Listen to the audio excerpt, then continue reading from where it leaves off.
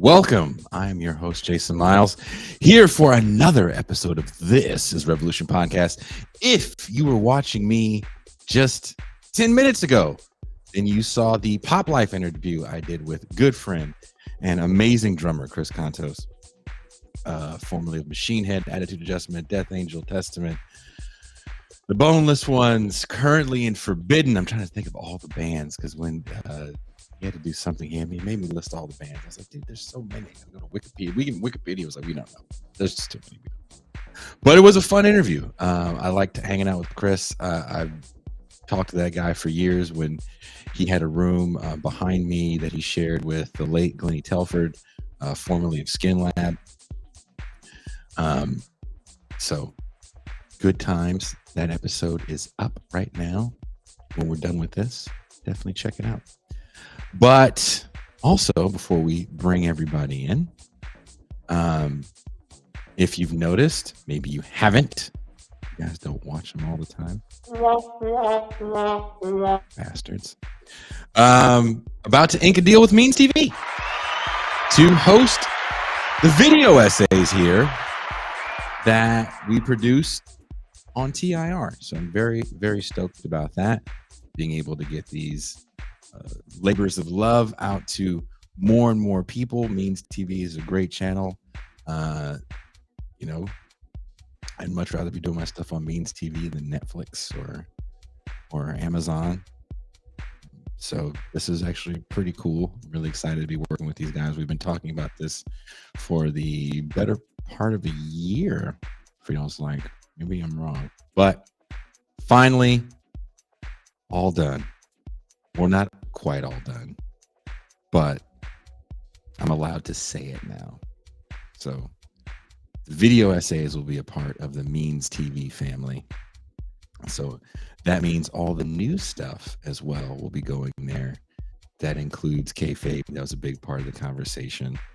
And some other things that I've been working on for some time that I haven't been able to do because of this. So I can't wait for you guys to see it. I can't wait to expose it to so many more people. Also, I still can't wait to go live with kayfabe. So all these things are happening. It's all happening, as my good friend and journalist Justin Hunt always says. But let's talk about what's all happening now. It's insane, right?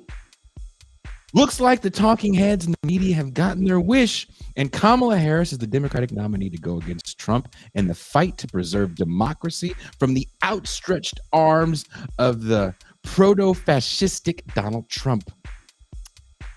This vivid narrative is the one that will be echoed until early November, when Americans will race to the polls in the world's most important popularity contest. The irony is the nominees are far from the most popular kids on campus.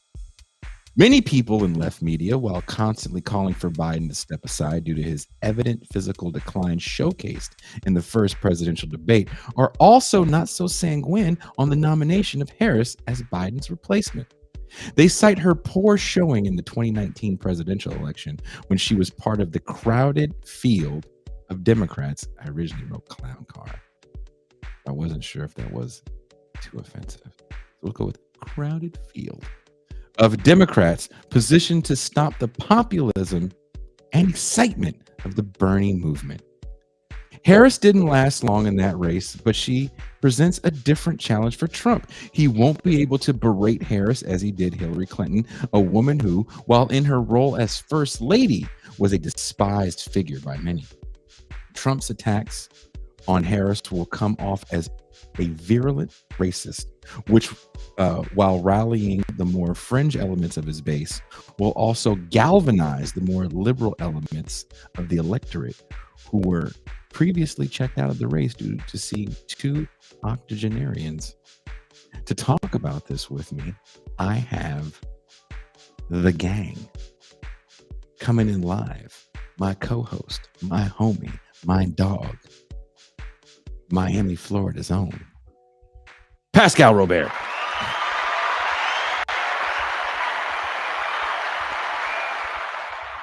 Peace and greetings to the homies. Peace and greetings, Jason Miles. Peace and greetings to the audience. What's happening? It's an exciting week for you and I, right? After we're going to be going on Pod Damn America tomorrow, talking about Kamala's father, Donald. I know. You know what? Because I had to do this stream early. When we finish tonight, I'm going to send you that Donald Harris paper on the internal colony theory. No problem. Coming in from, it looks like the scenic room in the Death Star. Maybe he's even on Coruscant. Please welcome Deep State Kuba.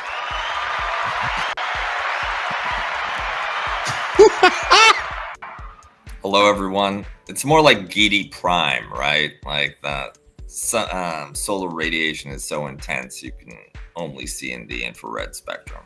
I know the area that you're in Coruscant, and I've always kind of dug the way those buildings looked. So now I know exactly where you are. I totally want to come surprise you one day.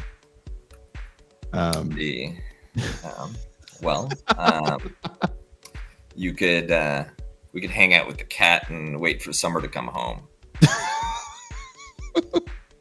Speaking of the cat, I'm actually cat and dog sitting for Ben Burgers. Coming all the way live from a LDS bunker somewhere in the Great Salt Lake. Please welcome Derek Vaughn.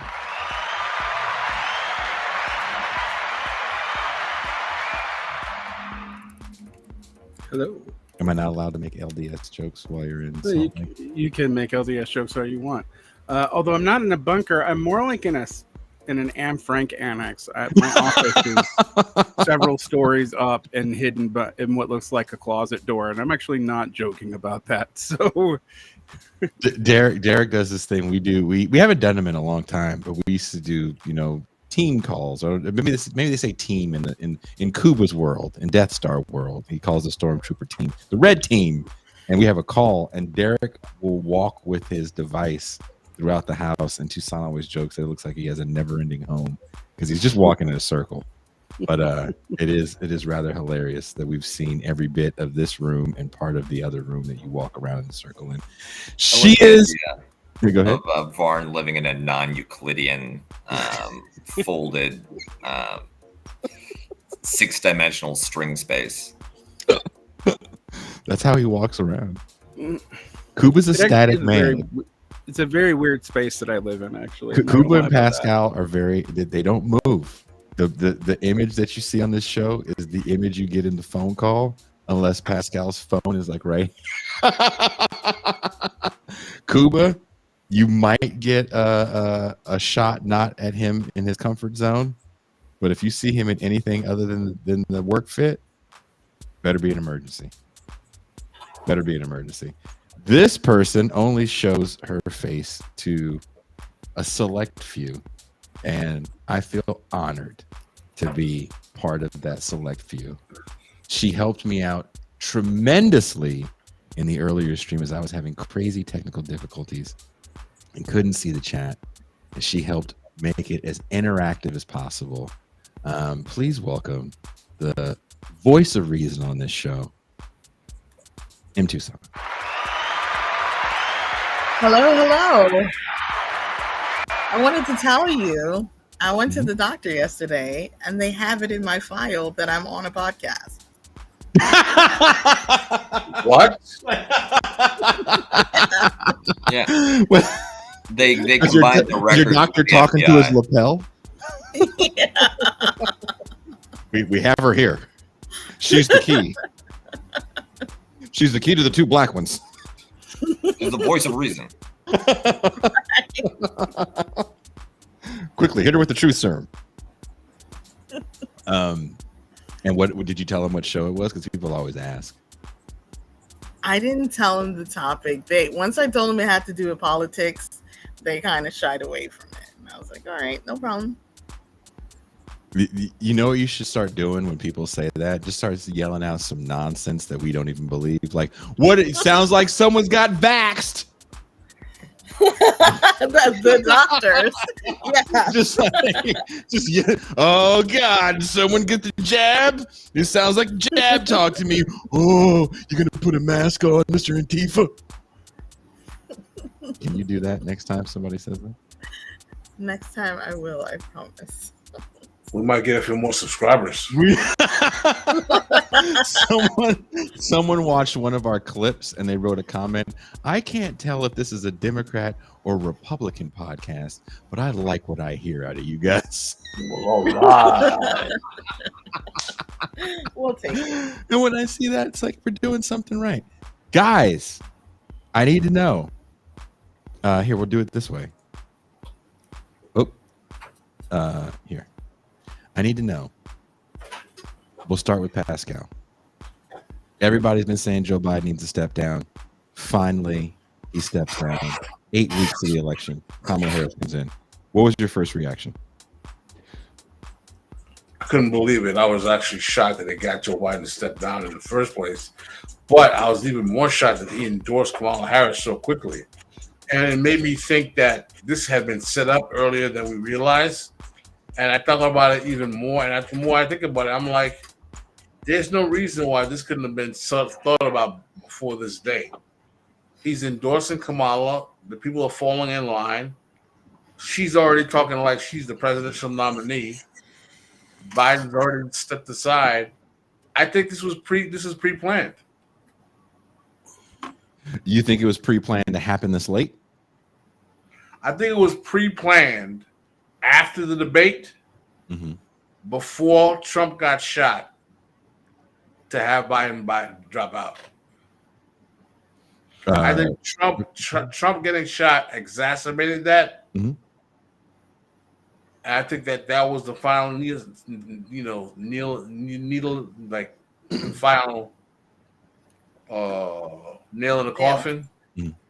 Final nail in the coffin. But between the Trump getting shot and this point, they realized that Biden has to go. Deep State Cuba. I know you were behind this. You are part of the machinations that is removing Joe Biden. Well, if I were to remove Joe Biden, it wouldn't be to pave the way for Kamala Harris. I've been pretty clear that I'd be satisfied with nothing short of a Dwayne "The Rock" Johnson, Bill Burr 2024 ticket. You pick one giant action star, which is every other race, and then you pick the whitest comedian from Boston. There you go. You've just won. But the Democrats have always been imaginative in finding new ways to lose. So rather than taking my advice, they're going with Kamala Harris. We'll see if anybody can muster some kind of resistance to spoil it before the official nomination. I agree with Pascal that this could have been in the works since Biden's disastrous debate performance. After all, the Democrats needed to have a plan B in case Biden was unable to perform. He could have, far from just having a terrible mental acuity while on stage, he could just have easily dropped dead, and then they'd be in the same position as they are now. So they probably planned for something like this, an eventuality, and that may be why it moved so quickly to Kamala Harris. That was what they had in the works. We'll see what kind of a candidate she makes, and I don't know if this will be enough to overturn the advantages that Trump's accrued, but at least the Democrats are no longer drawing dead. Derek Varn. I'm sorry. Oh, let me get to Derek Varn. Derek Varn. I can't tell if you're excited about this, not excited. I don't give a fuck.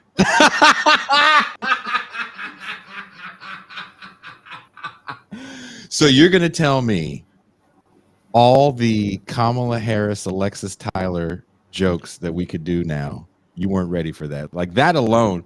There's a whole new character. We're getting ready for the champagne room. Kamala Tyler. We're going to combine Kamala Harris and Alexis Tyler. Well, I don't really care. I mean, the Biden administration has largely been one boondoggle after another, and she's been silently a part of it for 3 years, and not even a particularly active one, because her first year she did so poorly in optics. Harris is not a particularly good speaker. She did some pretty vile things in California. But I think everyone's learning the wrong lesson from this. The biggest part of the discourse I've been hearing is somehow this is some kind of left-wing upset, that the no contest people caused Biden to drop out, which is about the most delusional thing I've heard in a year full of delusion. So people are going to look at whatever coconut falls from this tree and declare whatever the fuck about it. I mean, it just doesn't really matter in a lot of ways. I have a hard time believing that the Biden administration, as sheltered as they've been, as few cabinet meetings as they've had since October, which is pretty shocking, and that's on the public record as well, didn't have some indication that Biden would not do well in the debate. And that feels like a billion years ago, even though it's not even that long ago. It's not even a full month ago, but it's been one weird ass surreal event after another. There's a lot of temporary excitement right now, a lot of fundraising that there wasn't for Biden. It's pretty clear that donors have this backed up for a long time. I'm not as sold that this was foregone conclusion as Pascal and maybe Kuba are, but I don't write it out. I think it's been a backup plan for a while. The reason why I kind of doubt it was super well pitched, though, is they haven't done much to promote Harris prior to this. So is that part of the strategy, you guys think? Because it's been so quiet with her, we haven't had a gag reel of her that you can have with Joe Biden. Well, also, Steve Miller was on some of the news shows complaining that the Republican Party had sunk tens of billions of dollars into running against Joe Biden.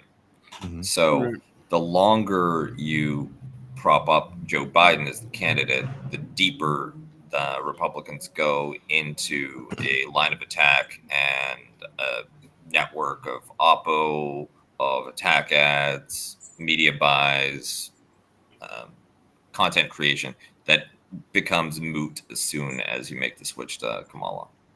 I want to say this. There's a lot of talk about how she performed in the run-up to 2020. And I find all of that talk hilarious, because everybody forgets the way Joe Biden performed in 2020. He was fumbling all over himself the same way he was fumbling all over himself in the debates. But he becomes a presidential candidate and wins. Last I checked, more people voted for him than anybody else in history. Am I wrong? Could be wrong. That's just because there's more people alive than there has been in history. Like, that's kind of an error of math. If you look per capita, there has not been like a landslide election since. I didn't say it was a landslide. I just said that for the man that couldn't speak, he still won. Why do people think this woman won't? And why do people think her numbers mean anything when numbers apparently don't mean anything? If numbers don't mean anything, the numbers are in the Republicans' favor. Why do you think that? Because that's where the ideological movement has been the last 2 years, and that is not even me just taking. Why didn't Donald Trump win again? COVID. That's like absolutely COVID. But the numbers are in your favor. You're going to tell me all those people died? A lot of people died. I think that That's I true. mean, I am hesitant to say that I don't listen to people from California on politics because they're almost always wrong in the most hated state in the nation. But if I'm the most hated state in the nation, then why do I have more people here than you? And people are flocking here for jobs all the time. Because your economy is countercyclic. Actually, it's extremely not countercyclic. You can use all the words you want, Derek. The weather's great. Everybody's hot, and no one wants to live in Utah. Wait, so are you in the Mexican part of California or in the California part of California? One, my state is growing faster than yours, but two, is it? That's yes, what absolutely. He told her. Oh, but that's just because Utah's got like 12 Mormons in it. Right? You're starting from a tiny base, and that's absolutely we all know true. how quickly they reproduce. Yeah. That's absolutely true, but I want to like actually really look at where the momentum has been going, and you can almost look at the stuff based on cycles. It is actually kind of amazing that the Republicans have been doing as bad as they have been, because when Democrats are in power, almost inevitably there is a strong backlash to them. There's a backlash to either party when they achieve 2 or 3 houses of government. The Dems don't have a real way with their current playbook to achieve judiciary supremacy because they're cowards. But it is interesting that the last time you saw a major boost in conservative ideology, which we saw around 2022, after the midterms, was in 2010. Like, this is a pretty predictable response. What is interesting about this is that the party, conservatives are unified around a person and not any set of ideas. All right. So if Donald Trump is gone, there is not much unifying them. And we saw that in the Congress this year. They couldn't get much done because even the Trumpists are at each other's throat. They don't agree on what it means, barring the person telling them exactly what it means. Whereas Dems are doing okay down ballot right now. I suspect even more than the presidency. That's part of what's driving the decision, because Biden started hitting an unfavorability pattern that was actually beginning to affect projections on down ballot movement. Now, we can say the numbers don't matter. The thing is, the people who participate in the numbers are old people, and they're the only people who are actually for sure likely to vote. Plus, they have most of the power of money in this country, so I don't know why we don't take that more seriously. We can talk about young people, but no one gives a fuck about them. And I think this movement has been a raw shock for what people want to believe about who's going to come out on top on these politics. It is clear to me that Donald Trump is a liability for the general public, but he's also the only thing holding the Republican Party to any semblance of unity. They don't ideologically agree on anything. And I think you see that in the actual platform of the GOP, which, aside from get rid of all the immigrants and mass deportations, is the vaguest it's ever been on almost every key Republican platform. And it looks nothing like Project 2025, which seems to have been driven to get all kinds of different sorts of conservative activists in the government. Because if you actually tried to implement all of 2025 together, parts of it would nullify each other. It's like a grab bag of every conservative wish list. The question you have to ask yourself, there's no equivalent to that on the liberal end of politics. There's no grab bag of anything. Like, there's no policy grab bag they're proposing. There's no clear vision of what a Harris administration is going to be. Maybe they will articulate it in the next 2 months, 3 months. We'll see. But her priors do not give me a lot of hope. This seems like a Lori Lightfoot move. And yeah, you can win on that if people don't know who you are. But we kind of do know who Kamala Harris is. Who is she? Because I don't think you know. Who is she? She's a prosecutor in California. She was very popular for, doing things like extending people's sentences to keep the free prison labor, especially during the fires. I know all about Kamala Harris. She was out of office by then. What are you talking about? What sentences did she extend? She was a senator when the big fires were. What fires were you talking about? How many years ago are you going back? I'm going back to when she was an AG. What fires are you talking about? That she was extending. You people's fucking say it's on sentences. fire every year.